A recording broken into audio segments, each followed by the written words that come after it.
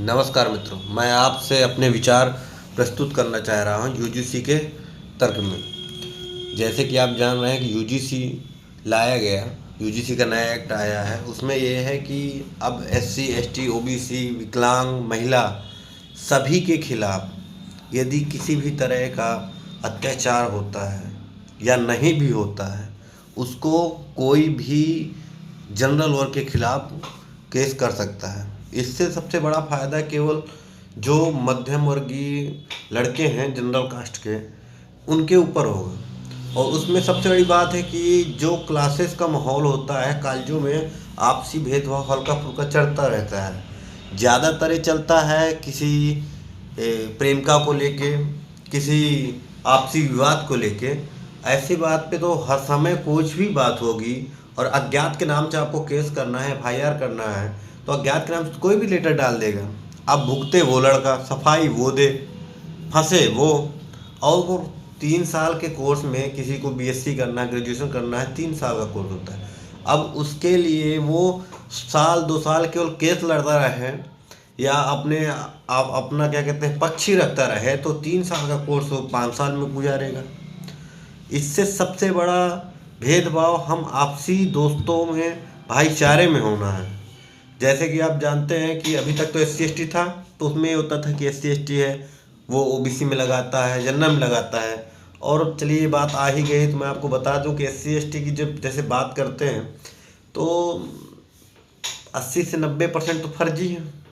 और उसमें भी सबसे ज़्यादा यदि केस है किसी के ऊपर तो ओबीसी समाज के ऊपर। अच्छा, यही बात है, यदि ओबीसी एससी एसटी को एक करना है तो आप ऐसा भी कर सकते हैं कि एससी एसटी एक्ट कम से कम ओबीसी से ही हटा दिया जाए, उसमें भी जनरल रहे। कम से कम कई परिवार बचेंगे, ओबीसी समाज के ही परिवार बचेंगे। इसी बात में आपका भाईचारा भी रहेगा। हम लोग जो है तो फिर देखते रहेंगे अपना।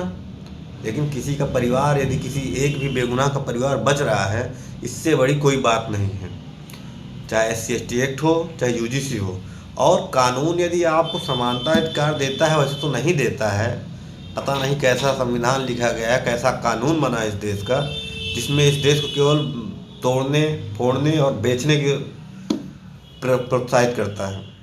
इसके लिए आपको सबसे ज़्यादा ज़रूरी यही है कि यदि किसी के भी साथ अन्याय होता है तो उसकी भी पक्ष सुनी जाए, चाहे वो एससी एसटी हो, चाहे हरिजन एक्ट, मतलब जो है एससी एसटी एक्ट, चाहे आपका कोई महिला कोई केस करती है 376 लगाती है, या फिर शादीशुदा में वो होता है असमंजस पैदा होती है, तो आजकल की महिलाएं शादीशुदा परिवार में कुछ नहीं दहेज प्रथा ही लगा दे रही हैं, 498 लगा दे रहे हैं। तो ऐसी स्थिति में कम से कम जांच पड़ताल तो हो, कुछ साक्ष्य तो माने जाए। किसी का आप करियर ऐसे ही किसी भी बात पे खराब कर दे, तो इससे अच्छा तो यही होता कि राजा महाराजाओं के दिन थे। ऐसे संविधान में जीने से क्या मतलब, ऐसे संविधान में रहने क्या मतलब। समानता की बात तो कहीं तरह सिद्ध होती ही नहीं है। उसके बाद भी यदि आप कोई भी कार्य, किसी भी सबूत होने के बाद भी यदि आप क्या कहते हैं उसका कुछ नहीं कर पा रहे हैं, तो बेकार है ऐसे कानून। और जैसा कि आप जानते हैं, अभी तिवारी जी का एक केस था, 20 साल के जेल में रहे, उसके बाद रिहाई मिली। क्या फ़ायदा 20 साल का। थोड़ा सा एक किसी भी नेता के ऊपर एक आप क्या कहते हैं आपत्तिजनक शब्द बोल दीजिए, मानहानि का दावा किए बैठा है, वो बंदा 20 साल अपने ज़िंदगी के जेल में दे चुका। अभी एक बिहार का केस आ रहा है जहाँ पर गांव के 220 लोगों के ऊपर क्या कहते हैं एफआईआर ही कर दिया गया एससी एसटी के तहत। पूरा समाज जान रहा है, पूरा हिंदुस्तान जान रहा है कि फर्जी है, लेकिन नहीं, अंधेरे नगरी चौपट राजा, वही हाल चल रहे हैं इस देश के। इसके बाद भी यदि आप इस तरह की अवहेलना करेंगे, कभी कोई ऐसा व्यक्ति फंस जाएगा तो इस केस में न जाके वो सीधे 302 में जाएगा, जो सरकार चाह रही है। सरकार का सिर्फ लक्ष्य ये है कि जनरल हटाओ, एससी एसटी ओबीसी मुस्लिमों को अपने पक्ष में करो और हम सत्ता में राज करें। सत्ता की लालची भूखी सरकार बची है, देश को बेच बेच कर नोच नोच के खाने में तुली हुई है सरकार। इसके लिए सरकार न सही सुप्रीम कोर्ट को और देश की जनता को सामने आना चाहिए। आज तक की तो हमें चलिए एससी एसटी एक्ट से डर लगता था, या कोई बात होती थी सोचते थे, कभी भी हमने ये नहीं,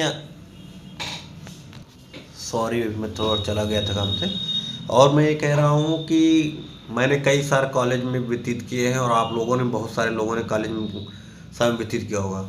सही सही बताओ, किसके दोस्त नहीं हैं जिसके दोस्त ओबीसी ना हो, एससी एसटी ना हो, साथ में बैठ के खाते ना रहे हो, साथ के बैठ के पीते ना रहे हो।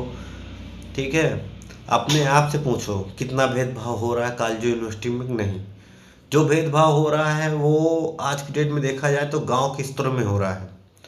ठीक है, शहरों में तो अपने आप में कमाने में आदमी व्यस्त है, कोई बात ही नहीं करता। और गांव के स्तरों में यदि आप चाहते हैं कि सुधार हो, तो ऐसे मामले में तो ऐसे तो नहीं होगा, ना फर्जी केस करके होगा, ना कोई कानून ला के होगा। ठीक है, जो दूसरी बात है आरक्षण, उसमें आप ऐसा कर सकते हैं कि एक नहीं, कम से कम 2 पीढ़ियाँ यदि आपकी आरक्षित हो चुकी हैं, सरकारी जॉब पा चुकी हैं, तो कम से कम आप लोग छोड़ेंगे तो किसी गरीब एससी एसटी हरिजन का भला होगा। जो गांव में एससी एसटी है, हरिजन है, उनका भला होगा। वो लोग तो सरकारी प्राइमरी में पढ़ रहे हैं और आपके लड़के पढ़ रहे हैं डीपीएस स्कूल में, बड़े बड़े संस्थाओं में, देश विदेशों के बड़े बड़े संस्थाओं में पढ़ रहे हैं।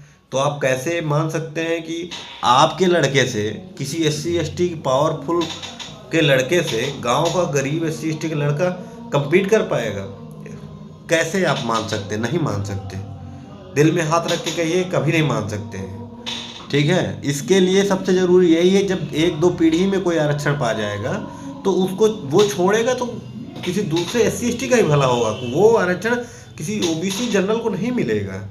ठीक है, यदि आप ही अपने समाज का विकास चाहते हैं तो आपको आगे आके छोड़ना पड़ेगा।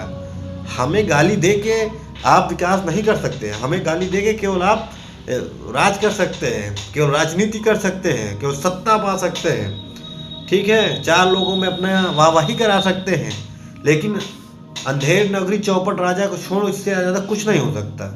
आप केवल कुएं के मेढक ही रह जाएंगे। ठीक है, और जितने मेढक होंगे वही राज करेगा, बाकी तालाबों के मेढक का कुछ नहीं होने वाला है। तो कम से कम अपने ही समाज के लिए कुछ अच्छा कदम उठाइए। दूसरों को गाली देने से अच्छा है अपने गिरेबान में झांकिए कि आपने क्या किया है, क्या नहीं किया है। और यदि आप 2 परिवार परिचित हो चुके हैं, ठीक है, आप बहुत बड़े कोई नेता हैं, मंत्री हैं, तो आप लोग आरक्षण छोड़िए और किसी दूसरे गरीब एससी एसटी का भला करें। नमस्कार।